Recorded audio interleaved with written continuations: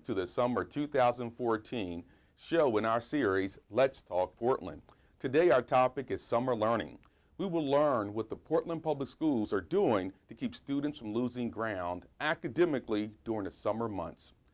The goal is to prevent students from falling victim to summer slide, missing meals, losing healthy exercise habits, losing ground academically, and return to school in September out of physical and academic shape.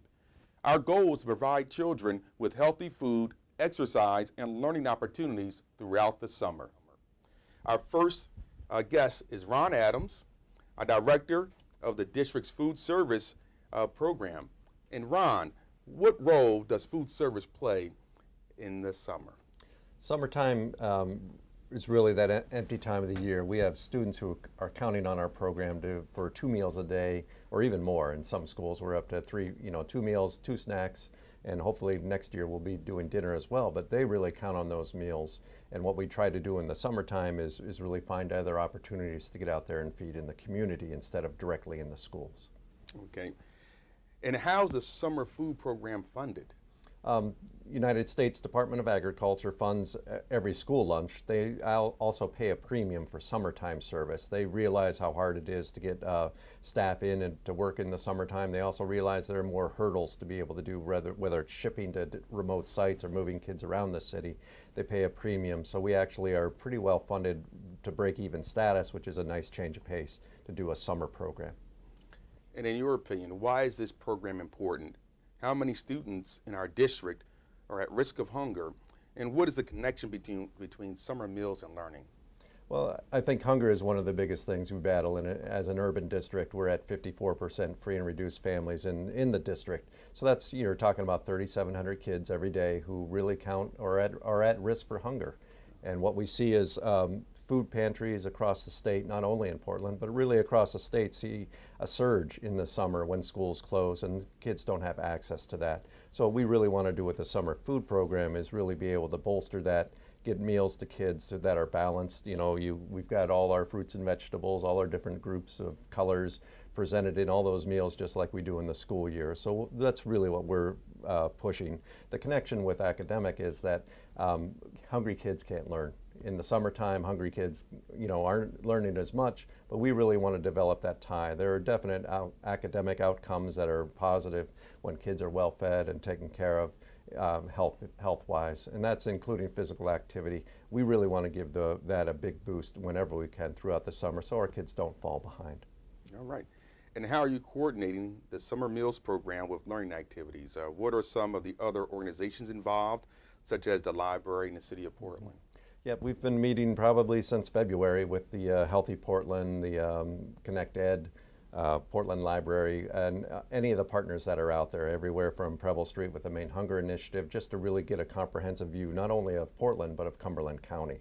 So the work that I'm doing is really stretching county-wide to encourage other school districts to become sponsors and then to connect up. What we really look for is volunteer groups to come in and run activities at the meal sites, because there's no kid who wants to show up at a site just for a lunch. You want to go do something in the summertime, and here's an opportunity for other groups to come in and do reading, to do play on the fire truck, talk with the construction guys from the city, and it's a way that they can show up, have an activity to do, and then, by the way, have lunch as well. And that's really our push, is to connect with everybody we can to really push reading to the forefront, physical activity, and then nutrition as well.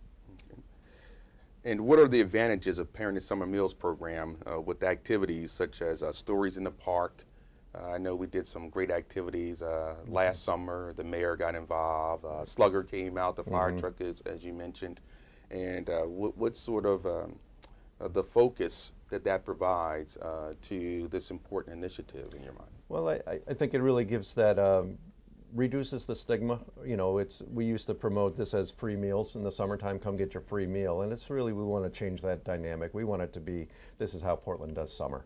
We want to be able to say that any child can go across the city to 20 different sites and find a meal, find activities, find a meal, find a book, and really get that reinforcement for positive things. And that's really what it's all about, is those activities make it reduce any stigma that's involved. We just want to make sure that kids have that opportunity for these outcomes every day. All right. And do you have anything else you'd like to add? I think the promotion and talking about it is a big thing. So when you get a note in the mail or you get a note on the menu, it's really reinforcing that, yes, you can stay involved and stay academically rich and nutritionally rich all summer long, right through that program, and through our meals, through the activities, through the library. All you have to do is take a look and see what's out there. All right, so I would like to thank you, Ron, for sharing those thoughts, and also once again to congratulate you for members of the viewing public. Ron has received the Outstanding Director Award in the state of Maine from the School Nutrition Association. So once again, congratulations. Very good. I'd like to introduce to you Carter Friend, Senior Program Associate with John T. Gorman Foundation. Congratulations and good morning. Thank you, Manny. All right. Carter, I want you to tell us about the Foundation's role in working with the school district to promote summer learning. I'd be very happy to do that. The Foundation is focused on improving opportunities for disadvantaged Maine people, and one of our areas of focus is around early academic achievement. One of the things we know is that third grade reading rates are really important for kids' long-term success, that kids before third grade are learning how to read, and after third grade they're reading to learn, which means if they can't read well, they can't absorb the content in their other subject areas. One of the things that we know that impacts third grade reading rates is what happens over the course of the summer. So we're really interested in summer learning. So last summer we piloted a program with the Portland School District as well as some other school districts focused on helping kids use the summer as a learning opportunity. All right. And why is this important, this work, in terms of preparing students to ensure that they are engaged in learning over the summer? Why is that important? What we know is that kids, that if we want kids to move on, our ultimate goal is for kids to move on to graduate from high school, move on to further learning, and then ultimately to employment, and you have to start young to do that. And there are a number of things that impact kids' learning early on. What happens in the classroom is one of them, but what happens outside the classroom is another. And so over the course of the summer, we know that some kids can lose as much as 2 to 3 months of learning because they're not engaged in enrichment activities. So we wanted to work with the district to try and create a program where kids that were identified by the district, kids who might be behind, could participate in summer learning programming. It was not a recreation of the classroom. It was designed to be more of a summer camp experience, but it included literacy-related activities. All right. And what do you see is the role of the community in supporting summer learning? I think the community can play a number of different roles. So in this particular case, we as a community organization wanted to partner with the schools around school-based programming. And what we saw was that 80% or more of the kids actually either maintained their level of learning or increased their learning over the course of the summer. So it was that program was a huge success. We also think that community-based organizations can play a large role in this. There are organizations like the Boys and Girls Club, the YMCA, the rec programs, where lots of kids spend time during the summer. Summer meal sites, for example. How can we use these places where kids are to help enrich their learning? All right. And how do you see the role of the parent in supporting summer learning? That is a great question. Parents are teachers' first and best educators, and so they play a critical role over the course of the summer. There are a number of things that parents can do to support their kids' learning. For younger kids, they can either read to their child or help read with their child. They can take their child to the library to pick out books that might be fun to read over the course of the summer. They can help their child do a scrapbook of pictures and write underneath those pictures what they were doing over the course of the summer. And to that note, I know the mayor and I last summer recognized some amazing, talented students in Portland and parents who did exactly just that. And we know that our students who became engaged in our summer learning also took a pledge. And we went to, Carter and I, if you would indulge me, there were 2 pledges. One was for more of the intermediate grades, but there's one for the primary grades. And we're going to take that pledge now. And hopefully you would take that pledge too. Here we go. I promise, starting right here, right now, I promise to follow the 7 steps to summer success. I promise to move around. I promise to eat healthy foods. I promise to practice my letters. I promise to practice my numbers. I promise to draw and paint, dance and sing. I promise to explore Portland. I promise to read with my friends and my family. And parents and caregivers also promised To help you with all 7 steps to summer success. Let's start now. Let's get started, Portland. Thank you, Carter. Thank you very much. All right. Finally, we'd like to welcome Kevin Brewster, one of the 3 teacher leaders at Reiki Elementary School. Last summer, Reiki hosted one of the 3 summer learning programs funded by John T. Gorman Foundation. Now, Kevin, can you give us an overview of the student population that Reiki serves? Sure, we have a very diverse student body. We have about 370 students. It's considered a high poverty school with 75% of the kids living below the poverty line. We have about 15 different languages represented from 22 different countries or so. So we're a very global school. All right. Can you tell us about the program last summer? Sure. As a school site, we had the library open and a story hour for the students. But for the JTG program, we had several classrooms that had a focus on literacy. We had a great success rate with the students who were there. They had a highly rigorous program, 5 days a week for 5 weeks. And the teachers received some special training going into the program. And like I said, it was a focus on literacy. Okay. And we know the program was primarily designed to focus on the student success.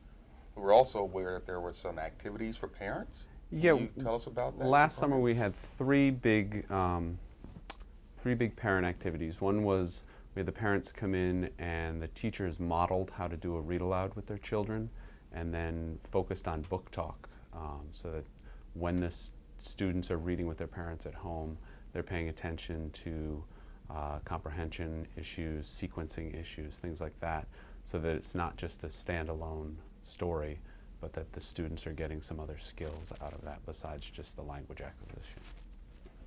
And what did you see, you and the teachers at Reiki, in terms of student progress in September as a result of the summer learning? I think studies show that there is a summer slide, and it's actually more impactful for students of a lower socioeconomic situation, and that statistically kids will lose up to 2 months of academics. What we found was 40% of our students moved up a reading level over the summer, and by mid-September 94% had either maintained where they were or moved up. So we had actually no summer slide with the students that participated.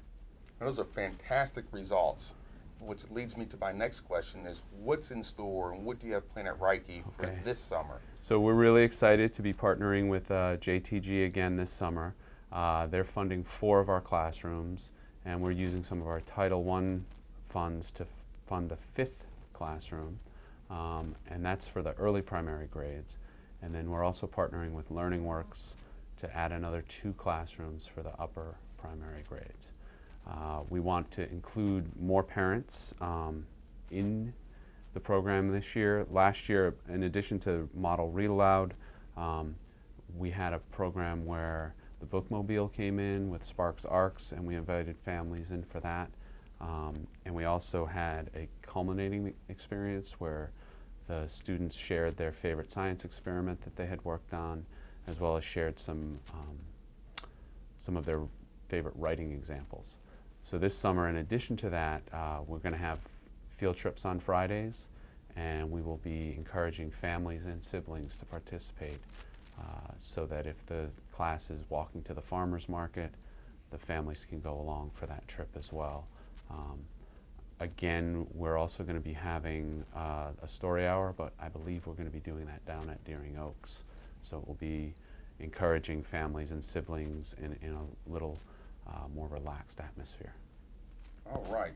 Well, it sounds like a wonderful program. I really appreciate the fact that it's focused on students, but it also invites parents as partners to participate in the activities on Fridays.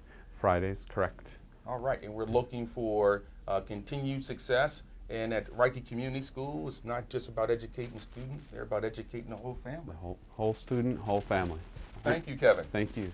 Portland Public Schools collaborates with many partners on its summer learning initiatives, including Portland Connect Ed, the Portland Public Library, the City of Portland, the John T. Gorman Foundation, Opportunity Alliance, Healthy Portland, and Pebble Street.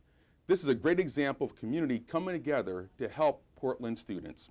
Once again, we're urging students to take the Summer Pledge for Success, and we will hold summer success picnics at several neighborhoods throughout the city. You can find out more on the Portland Public Schools website at www.portlandschools.org. You can continue the conversation about summer learning on the Let's Talk Portland page of the district website. Again, can be found at www.portlandschools.org.